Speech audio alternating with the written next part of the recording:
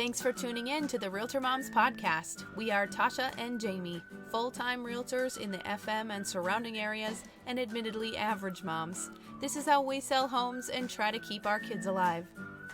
Hi, Realtor Mom podcast listeners. Hello.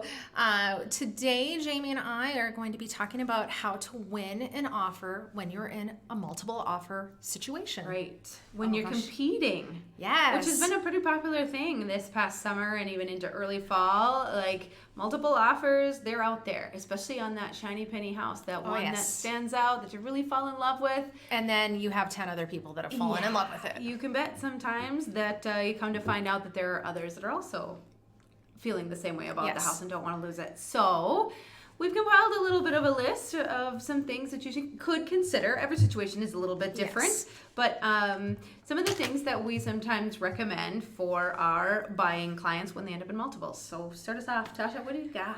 Well, first I'm going to talk about earnest money. Okay, Jamie, sure. Why don't you share with our listeners what is earnest money? Earnest money. So it's basically a little bit of a contribution towards your down payment that you're going to make towards the house anyway, and it gets put into a trust account and held until the day of closing. It shows the seller that you are serious, that you're qualified, that you've got a little money in your pocket, and it's the money that you're willing to put on the line and say that, yes, I am very serious about purchasing your house, and here's the money I want to put on hold to prove it to you that I'm qualified.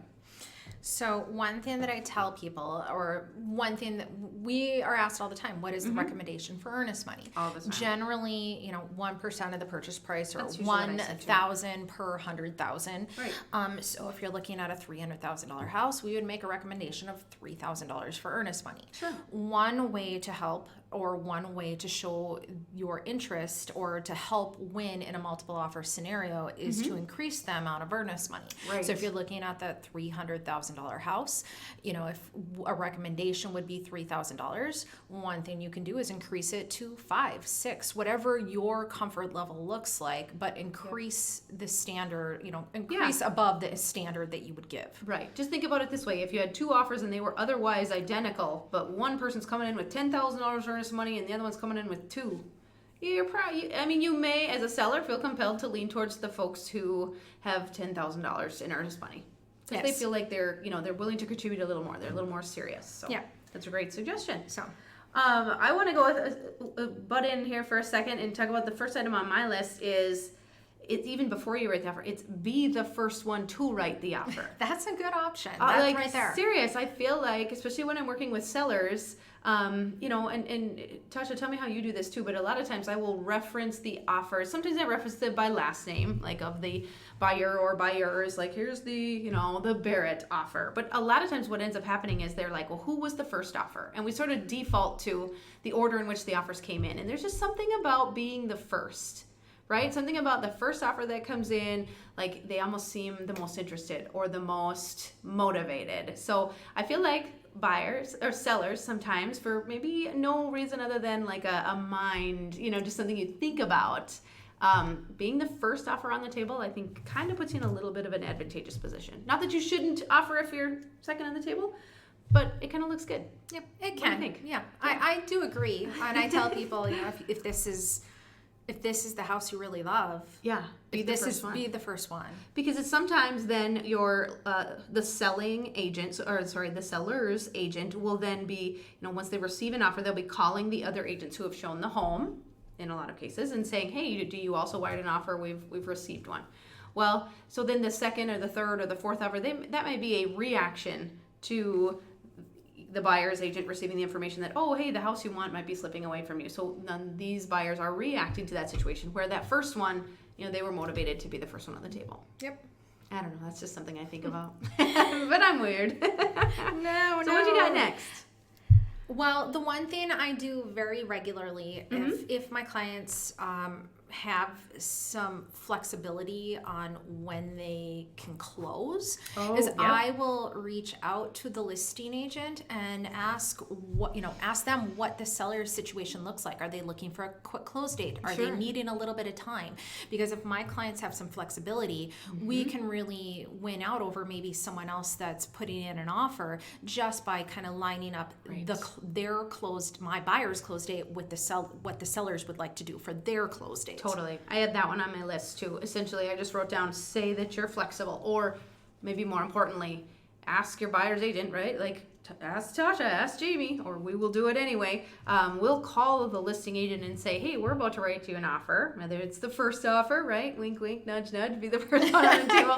But we'll see, in a perfect world, what would your seller like to see in an offer? For close date, for some of the other details, inclusions. I peeked at your list, Tasha. Yeah. I'm cheating. But it's on mine too. Like, don't ask for the pool table If the pool table is not going to be there. If you're competing, it could come all the way down to that pool table. You don't know. Maybe that pool table was great grandfather's and it's been handed down a million times, and they not only do not want to part with it, but they don't even want to be asked about it because they didn't include it in the purchase agreement. Example, washer and dryer. Half the Sure. time they stay, half the time they go. And if someone is planning on taking that with them, don't ask for something that's not included with the sale. If you're in multiples, do not ask for personal property that's not expressly included in the sale. Correct. And going back to what Tasha had said too, closing date, if you can be flexible, if you can ask what they prefer, and I'll take that a step further too. Sometimes, and this is definitely not the 90 percentile, this is like the 10% of the time or less.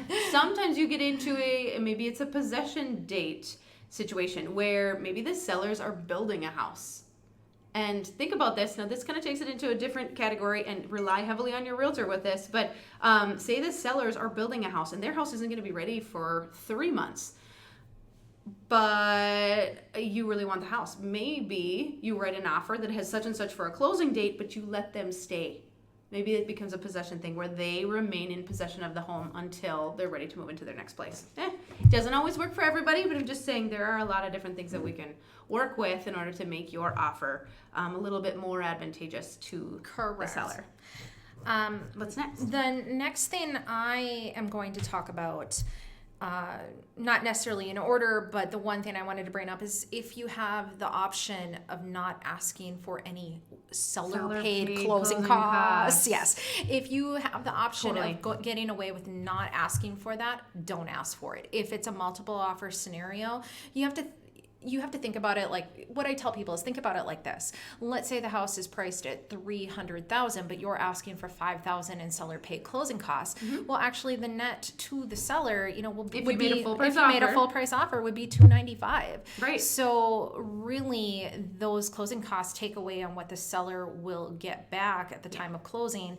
And if you can come up with those closing costs and make that payment on your own, that will make your offer stronger. And it makes you look like a more prepared buyer. You've got more money in your savings account. You're more prepared to purchase. If something were to come up that surprises both the buyers and the sellers on an appraisal or something like that, you just look like a more qualified buyer. Yeah.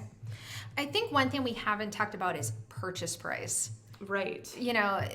That is something I think is very important. Let's say that house is priced at $300,000. Mm-hmm. Well, if you have the option of making that $300,000 offer, this is not going to be time for wheeling and dealing, and you're going to get the best option possible if it's multiple offers. Right. You just have to put your best foot forward and hope that your offer stands ahead and above everyone else's. Mm-hmm. You may or may not end up paying full price. And I think there's a lot of things that come into play there because time on the market is obviously a factor. But I personally made an offer on a home just this past summer, 286 days on the market. And that day, we were the third offer on the table. How does that even happen? I don't understand that. But it happened to me. So,